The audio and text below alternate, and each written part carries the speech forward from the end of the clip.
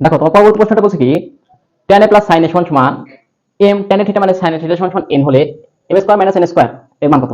তুমি 9 10 এ থাকতে এই প্রশ্নটা তুমি এতবার করছো যে এই প্রশ্নটা তোমার কি মুখস্থ হয়ে গেছিল, কারণ এই প্রশ্নটা প্রত্যেক বছর কোনো না কোনো বোর্ডে দিয়ে থাকে। ঠিক আছে, 9 10 এ থাকতে এই প্রশ্নটা এই ম্যাথটা তুমি ত্রিকোণমিতিতে এতবার করছো, তোমার এটা মুখস্থ হয়ে যাওয়ার কথা।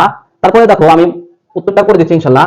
তাহলে আমার কি বলছে tan square minus sin square m square minus n square, এখানে m স্কয়ার মান কত? tan a plus sin a আর n স্কয়ার মান কত? tan a minus sin a। তাহলে tan theta plus sin theta তারপর কি স্কয়ার, যেহেতু m square minus n square minus তারপর কি তোমার কি tan theta minus sin theta, tan theta minus sin theta তারপর কি স্কয়ার হোল স্কয়ার।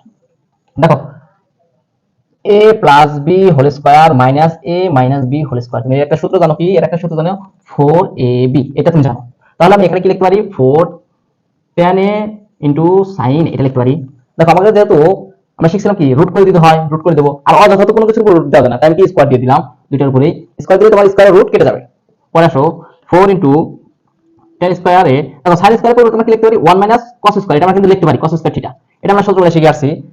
তাহলে দেখো tan এটা লাগে গুণ করে দেই 4 tan square theta minus tan square theta cos square theta, এটা আমরা লিখতে পারি। দেখো আমরা এই টানকে ঠিক রাখবো, ঠিক রেখে দেখো এই টানের পরিবর্তে আমরা কি লিখতে পারি? sin square minus sin square cos square লিখতে পারি, তাই না?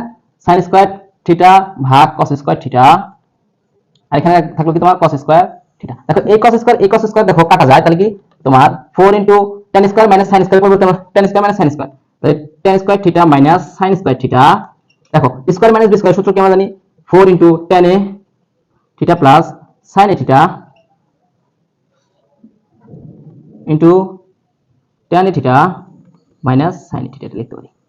তারপরে আসো দেখো এটা মান কত m, এটা মান কত n, তাহলে 4 √mn, তাহলে উত্তর কত হচ্ছে 4 √mn, সি নাম্বার উত্তর।